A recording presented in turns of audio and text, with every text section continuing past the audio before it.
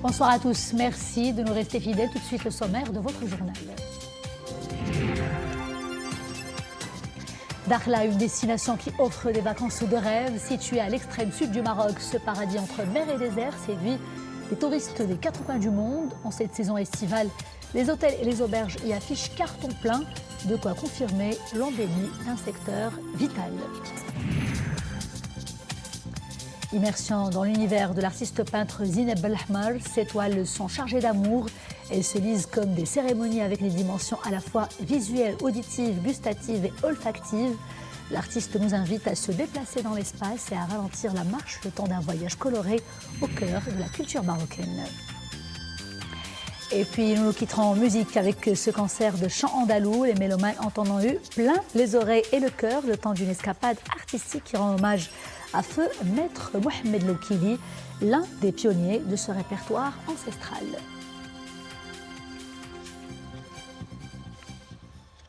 Bonsoir. Avec la haute approbation de Sa Majesté le roi Mohamed VI Amir al-Mu'minin, le Conseil supérieur des Ulama a tenu sa 31e session ordinaire hier à Rabat. La session s'est clôturée après avoir examiné plusieurs questions clés, à savoir le plan de mise en œuvre des valeurs religieuses et la consolidation de la présence médiatique des institutions des Ulama. Il était également question de l'examen des règles d'action des nouveaux conseils régionaux des Ulama et de la présentation des grandes lignes du guide d'encadrement attendu des Alimettes. Les participants ont aussi mis en avant le rôle singulier de l'imama suprême au Maroc sous la conduite d'Amir al-Mu'minin, tout en soulignant le rôle majeur des ulama dans la pleine mobilisation de la Oumma sur les plans spirituels, patriotiques et religieux. C'est l'événement sportif de ce samedi, la grande finale de la Coupe du Trône du football. Elle opposera à 20h le Raja Casablanca à la Renaissance de Berkane. Ça se passera au complexe sportif Prince Moulay Abdallah de Rabat. La Renaissance de Berkane, dont l'effectif est en forme, s'est qualifiée pour rappel pour la finale en battant le FUS de Rabat, alors que les Verts de Casablanca ont garanti leur ticket en s'imposant à leurs frères ennemis du Wydad de Casablanca. Ce soir, les deux équipes au grand palmarès sont déterminées à tout donner sur le terrain pour défendre leurs couleurs et sortir triomphantes de cette grande compétition nationale. En tout cas, le show et le spectacle sont garantis. Sport toujours, para-athlétisme cette fois-ci, et c'est bonne nouvelle pour le Maroc qui vient de battre le record du monde du 400 mètres catégorie T47 lors des championnats du monde de para-athlétisme. Ça se poursuit à Paris. Médaille d'or, c'est notre jeune athlète marocain Ayoub Sedni qui a battu ce record du monde de cette épreuve. En plus de cette performance, d'autres médailles ont été également remportées par les athlètes marocains lors de cette manifestation sportive planétaire, à savoir une autre médaille d'or, deux d'argent et deux de bronze.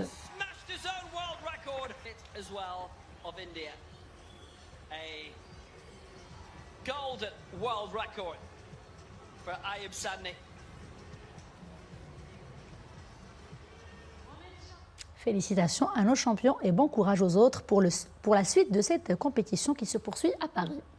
Dakhla, une destination d'excellence qui séduit des voyageurs d'ici et d'ailleurs, hiver comme été, mais il faut dire que pendant la saison estivale, l'embellie des chiffres est de plus en plus importante. Une lagune turquoise, des plages sauvages, une nature à l'état brut et une large panoplie d'activités nautiques. La perle du Sud, c'est tout cela à la fois, une destination de rêve entre mer et désert. Maria Aouad et Bkartlimi. Comme une danse hypnotique, le ballet des voiles sur les eaux limpides de la lagune offre au regard des voyageurs un spectacle féerique. Paradis de tous les kitesurfers, celle que l'on surnomme la ville des vents regorge de merveilles naturelles préservées. Entre autres, l'île du Dragon et sa biodiversité. Elle attire chaque année des touristes du monde entier. C'est ma deuxième fois ici à Dakhla. C'est la seconde fois que je viens à Dakhla. Je dois dire que je suis toujours autant émerveillée par ce que je vois. La mer est absolument magnifique et les dunes sont sublimes. Dakhla est une destination vraiment spéciale. C'est assez spécial. Moi, je l'aime bien. Des hôtels écologiques et des tiny houses pieds dans l'eau accueillent des visiteurs soucieux du respect de l'environnement.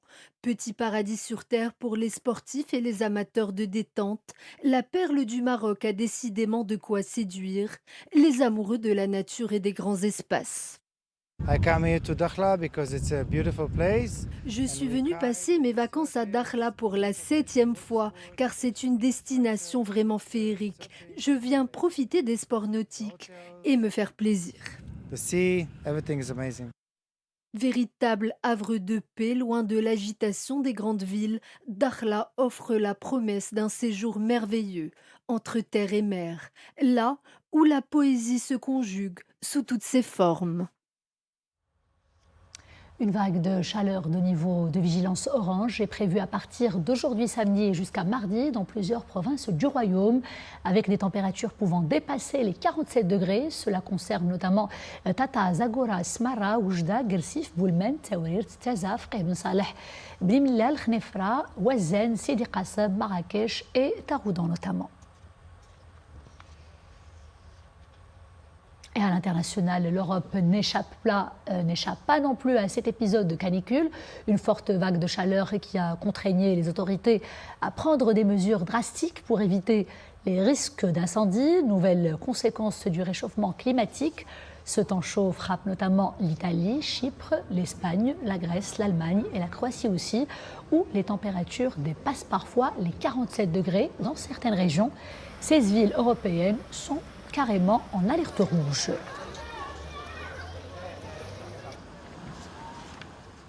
Et à l'opposé de l'Europe, l'Asie du Sud fait face à des pluies torrentielles qui ont causé des inondations dévastatrices. On parle de l'Inde, du Bangladesh et du Népal aussi, des pays où les victimes se comptent par dizaines.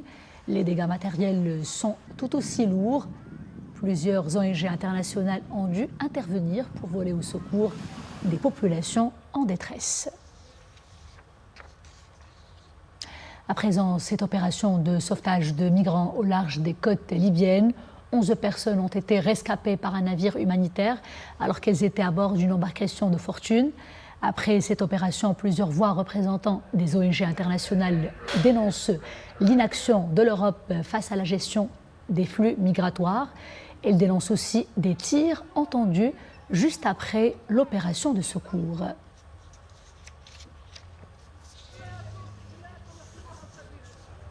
Retour chez nous et intéressons-nous à l'univers de l'artiste peintre Zineb Belahmar, physicienne, sociologue aussi. L'artiste est fasciné par le figuratif réaliste et par l'impressionnisme, deux mouvements qui l'inspirent et qui permettent à notre artiste de retranscrire à sa façon les scènes de vie qui la marquent, mais aussi les mains travaillantes qui la captivent. Sa nouvelle exposition se poursuit à la galerie Mohamed Fassi à Rabat. Abdrahim Ben Cheikhi, Adna El Herras et Maria Oued. Des nuances fixes à la manière Mona Lisa et des regards de patriarche qui fixent l'observateur comme pour l'interpeller et rompre la solitude d'une vie passée. Mais aussi des scènes de la vie quotidienne, tel est le cheminement créatif de Zineb Belahmar. Peintre, sociologue et physicienne, elle extrait la beauté de ses sujets à la manière d'une alchimiste des couleurs pour mieux en saisir l'insaisissable, sorte d'oscillation permanente entre le visible et l'invisible.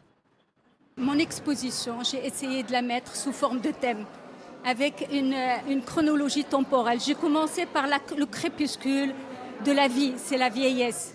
Donc au niveau de la vieillesse, je parle de l'isolement, du besoin d'être en interaction sociale, d'être dans l'espace public, le besoin de la spiritualité. Une exposition qui célèbre aussi la beauté et la vaillance du continent africain, ode à ses enfants et à sa jeunesse triomphante, un témoignage contemporain et une source d'inspiration inépuisable. Je représente ma culture, la beauté de ma culture, de toutes mes tribus, de toutes les régions du Maroc. Et pour moi, c'est la meilleure manière pour préserver ce patrimoine. Des regards croisés, cachés et qui donnent à voir les coulisses d'une existence feutrée, où seuls sont autorisés les pinceaux de Zineb Belahmar, peintre de l'intime et de la vérité sans filtre. De la musique andalouse pour clore cette édition. Les mélomanes ont été gratifiés d'un concert de toute beauté hier à Rabat, organisé par l'association Les Étoiles de l'Andalousie. L'événement s'inscrit dans le cadre des soirées de clôture de la saison en fait. Un concert doublé d'un hommage à un pionnier de ce répertoire emblématique, j'ai nommé Feu Mohamed Loukili. Immersion dans le patrimoine musical arabo-andalou, tout de suite en compagnie d'Amin Charqaoui, Firdaus El-Harash et Iman Ablou.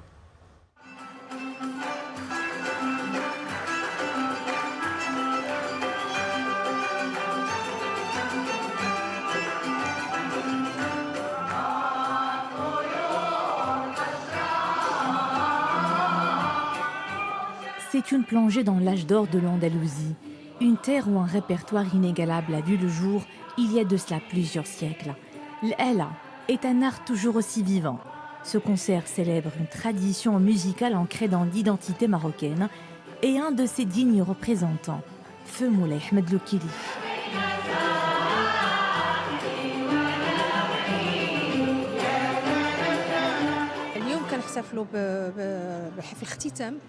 Nous célébrons la fin de saison de notre programmation. Tous les 3 mois, nous gratifions le public de concerts comme celui-ci, où nous présentons la Nouba de Ras el-Qaddam. Ce concert d'environ 3 heures rend un vibrant hommage à une figure illustre de la musique andalouse, Feu Moulay Ahmed Loukili.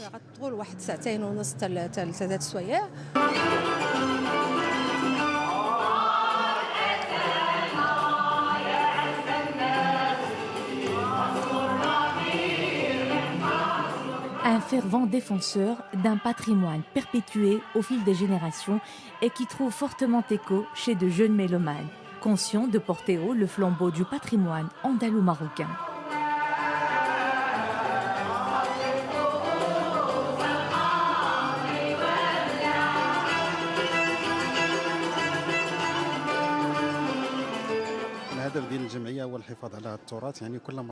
L'objectif de notre association est la préservation de ce patrimoine musical ancestral. Chacun de nos concerts donne à voir des partitions andalouses différentes. Certaines sont méconnues du public. C'est notre façon de pérenniser les merveilles de l'Andalousie.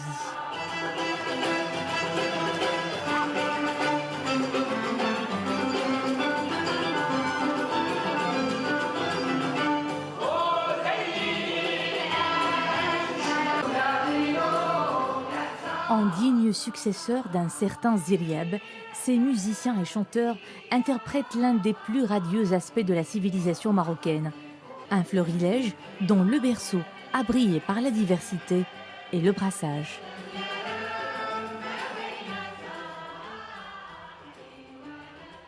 Et je vous le disais en début de journal, je vous le rappelle à présent, c'est l'événement sportif de ce samedi, la grande finale de la Coupe du Trône du football. Elle opposera dans 45 minutes exactement à 20h pile le Raja Casablanca à la Renaissance sportive de Berkane. Ça se passera au complexe sportif Prince Moulay Abdallah de Rabat.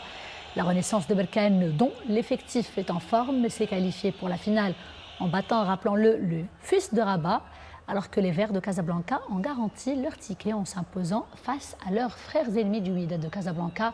Ce soir, les 2 équipes au grand palmarès sont déterminées à tout donner sur le terrain pour gagner cette finale, cette grande finale de la Coupe du Trône. Un match qui sera transmis sur Elle ou la Terrestre. Bon match à tous et à demain toujours avec grand plaisir. D'ici là, portez-vous bien.